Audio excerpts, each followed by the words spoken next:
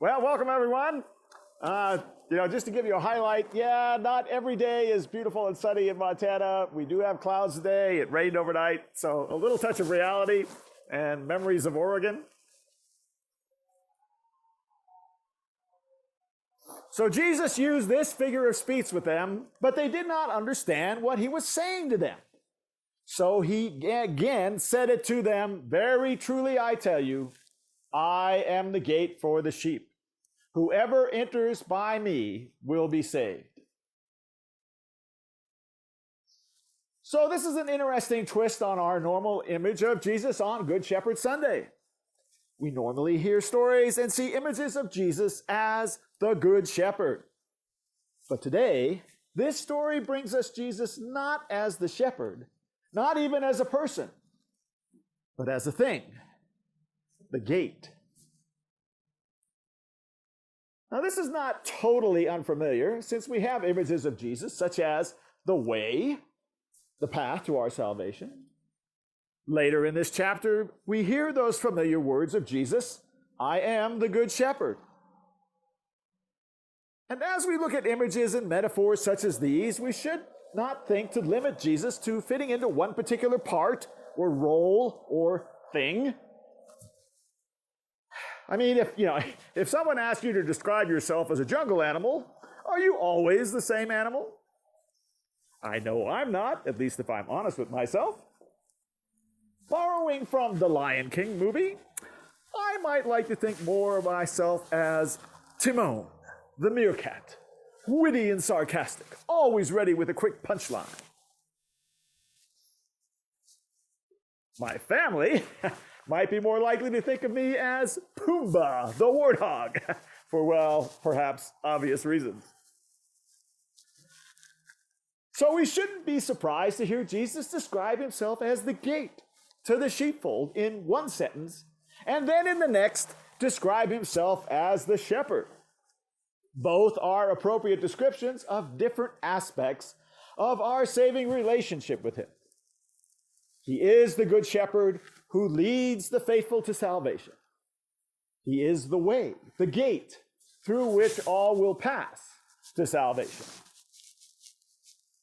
Jesus has given us an image that declares clearly he is the only way in to the sheepfold of salvation. Those who use him, who use that gate, can move freely in and out, being led by their Good Shepherd. All other ways fail. All who came before me are thieves and bandits. A reference not to the patriarchs and prophets, but to those false messiahs who have come before Jesus. And perhaps more importantly, those who come after. They cannot lead you into the fold. So as we look and see the sheepfold before us, the question is, do we see the gate? Or do we think there is another way that we need to use to get in?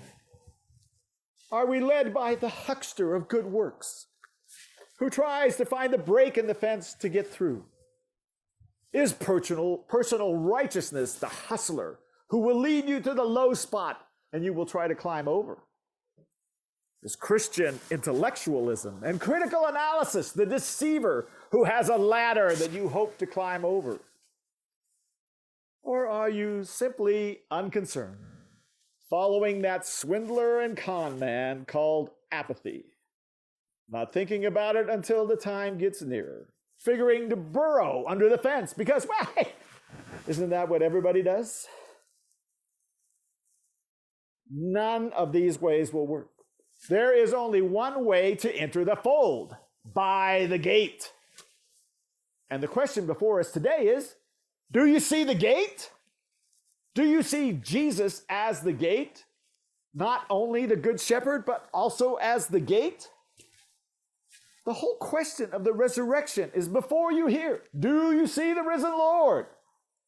This Jesus, this shepherd, and this gate together, this is the risen Lord. Do we see him in his entirety? It's not just Jesus, the Good Shepherd, leading us forward. There is more than just a redundant image here.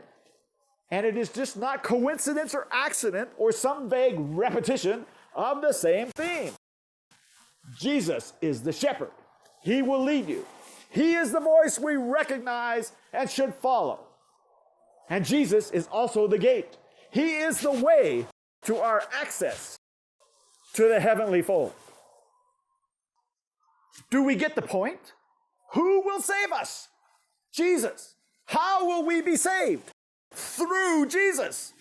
No one else can lead us to the gate, and no one else can be the gate. And there is no other gate. Now, perhaps we can avoid the thieves and robbers, those who will say, follow a different voice. This or that person, some charismatic individual, some avant-garde New Ager. And we say, no, I won't listen to the voice of a thief or a robber. I won't follow someone who won't lead me to the gate. But far more subtle are those who say, yes, listen to the voice of Jesus. He is leading you to this gate or that gate. Oh, he truly is the shepherd. You just don't understand the true gateway that he is leading you to. Jesus' real message is toward a new gate, one of mystic faith, one of new human spirituality, one of new Bible interpretation, historic reasoning, scientific reasoning or research, paramount social justice. Or, well, don't get me wrong, but maybe he just didn't die on the cross, but hey, he was a great teacher. Bunk, folks, pure bunk, hogwash, theological garbage. Jesus is leading us to Jesus. Jesus' message of salvation is Jesus. Jesus, the gate, is open only to those who follow the voice of Jesus. Don't overanalyze this. We are talking about the gospel message of salvation, the victory of the resurrection, and the answer is complete in Jesus. Don't follow thieves and robbers who try to avoid the gate and break in, but be wary also of philosophers and theologians who would say there is another gate. Do you see the risen Lord? Do you hear the voice of the shepherd? Do you see the gate? Do you see all that is Jesus? There is only one answer to all of this question. Jesus, the risen Lord, complete, final, eternal. So wake up, behold, see the risen Lord, see your salvation. Jesus is the shepherd. He will lead you. Jesus is also the gate. He is the way in, our access to the heavenly fold. I am the gate for the sheep. Whoever enters by me will be saved. Say amen.